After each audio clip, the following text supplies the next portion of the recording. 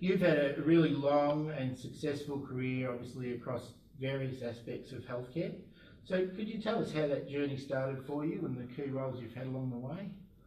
Oh, sure. So let me take you back to my last year at high school, which was in Cairns, in the very north of Queensland, in 1974.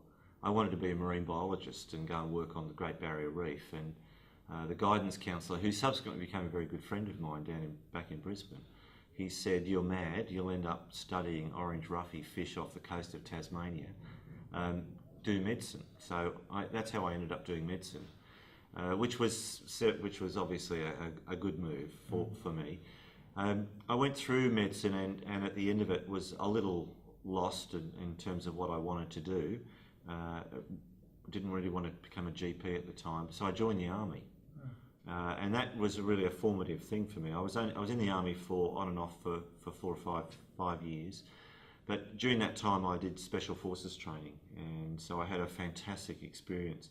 And one of the things it showed me was, I think it stood me in good stead for some of the leadership stuff that I've subsequently gone to take on, and particularly in terms of knowing some of the levels of psychological and physical resilience that you have available to you. More on that later, I'm sure. So after leaving the army, I went back and did specialty training in respiratory medicine, and that led me to the next pivotal stage, which was to then go on to subspecialty training in heart and lung transplantation, which I did here in Cambridge during the 90s.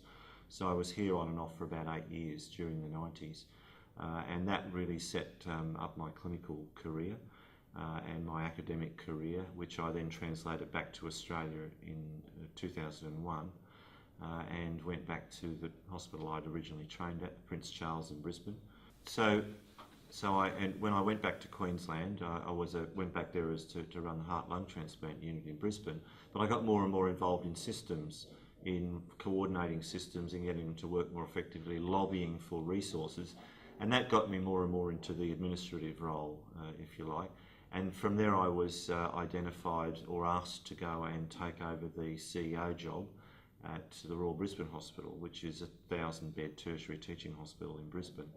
And that I had agreed to do for a short period of time, but as it was, the job changed, and then it was one hospital, then it became 4 hospitals, and from there, after 4 years, I was headhunted to come here to Cambridge, to this organisation, which is where I am now.